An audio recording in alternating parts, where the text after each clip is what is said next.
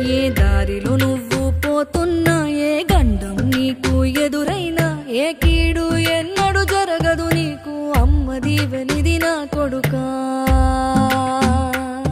ఈ దిక్కులు నీతో కదిలేను, ఆ చుక్కలి దిష్టి తీసేను, ఏ గాలి ధూళి సోకదు నిన్ను, అమ్మ దీవెనిది నా కొడుకా.